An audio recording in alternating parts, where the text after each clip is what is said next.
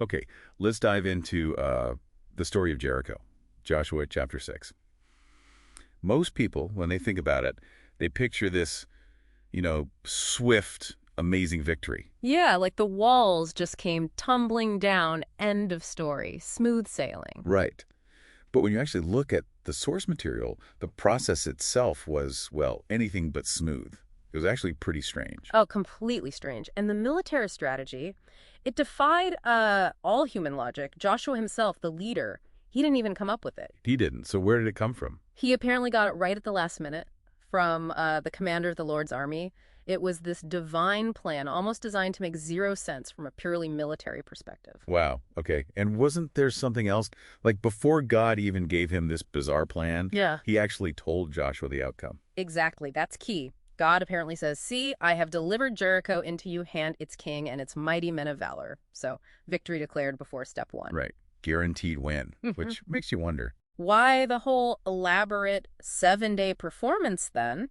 If it's already a done deal, why bother with, well, everything that came next? That's the fascinating part, isn't it? Let's look at those logistics. They were so specific and really non-military. Totally. You had 7 priests, okay, carrying 7 trumpets made of ram's horns, the shofar, or yangak, and they're marching at the front. Blowing the horns, right. And then behind them Comes the Ark of the Covenant, the holiest object they had. and the actual soldiers, the armed forces. Kind of ironic, really. They weren't leading the charge. They were basically bodyguards for the Ark. Some in front as an advance guard, some behind as a rear guard. Protecting, not attacking. So this strange procession, what was the schedule? Even weirder, march around the city once a day for 6 days straight. Just once, around the whole city. Just once. Then, on the 7th day, they had to circle it 7 times. 13 times total, okay? But the craziest part, for me at least, was the instruction about noise. Or rather, the lack of it. Ah, yes. The command of silence. That's maybe the most paradoxical element of the whole operation. So, what exactly were they told? Joshua commanded the people, "You shall not shout or make any noise with your voice, nor shall a word proceed out of your mouth until the day I say to you, 'Shout,' then you shall shout." Complete silence. Except for the priests' trumpets.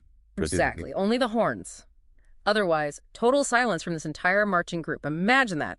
A military maneuver in absolute quiet. It's bizarre. Why, though? Why ban speaking? Was it just, like, stealth? Yeah. Hiding their numbers? That doesn't quite fit the whole parading around the city thing. No, it doesn't seem purely tactical. The thinking, the spiritual interpretation is that it was much deeper. It was a kind of protective silence. Protective from what?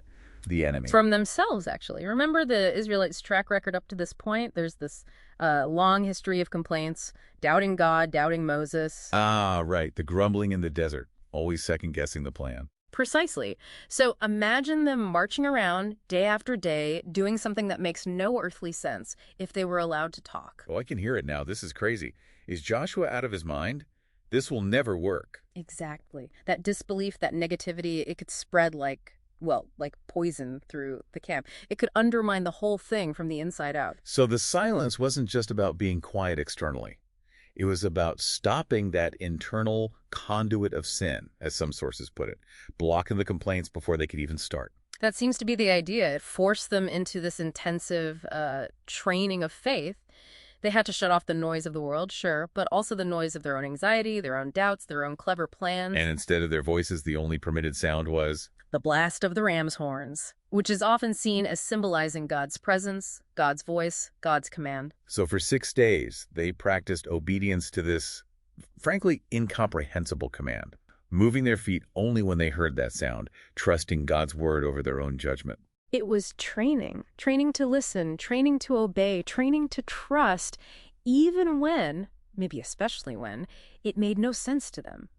That period of silent obedience seems crucial. It kind of reframes the end, doesn't it? That final shout on day 7 wasn't just letting loose pent-up noise. Not at all. It was the culmination of that training. The sources suggest it was an explosion of faith built up over those 6 silent days. That faith-filled shout combined with God's power is what brought the walls down, not just sound waves or military might. Which leads to a pretty powerful thought for anyone listening. When you're facing your own Jericho, maybe it's a financial wall, a relationship struggle, a career obstacle. What's the first step?